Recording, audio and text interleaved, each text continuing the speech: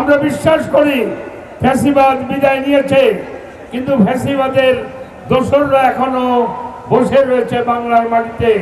তা না হলে নুরুর পরে যে নির্যাতন হয়েছে, যে অমানসিক নির্যাতন হয়েছে, এটি কখনো বাংলার মাটিতে হতে পারে না।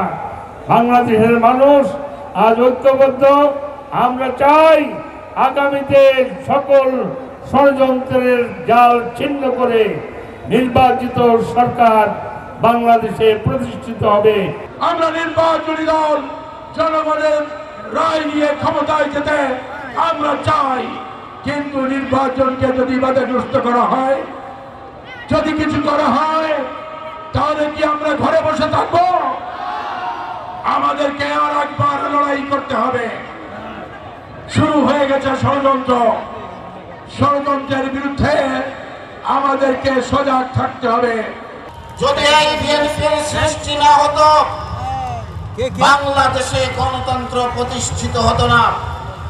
যদি এই বিএনপির সৃষ্টি না হতো, তাহলে শেখ মুজিবের যে দুর্ভিক্ষ এবং দুঃশাসনের রাজনীতি শুরু করেছিল, সেই রাজনীতি আজও বাংলাদেশ থেকে বিতাড়িত হতো না। যদি এই বিএনপির সৃষ্টি না হতো, তাহলে এত দিনে হয়তোবা বাংলাদেশকে সিকিম কিংবা ভুটানের ভাগ্য বরণ করে নিয়ে পরাধীনতার শৃঙ্খলে আবদ্ধ হতে হতো।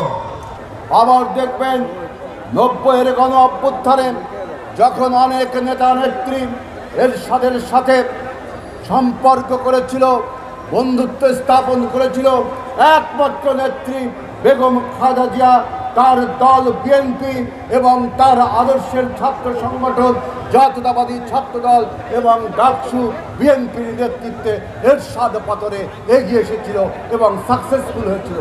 পদ্মার এপারে নাকি বিএনপিকে আসতে দেবে না। যারা এই দাবি করেছিল তারা এখন কোথায়? তারা এখন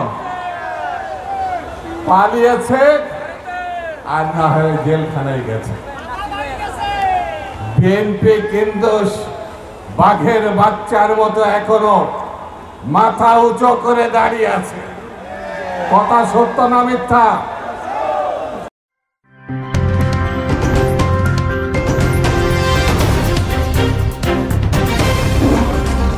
Voice of Tiger.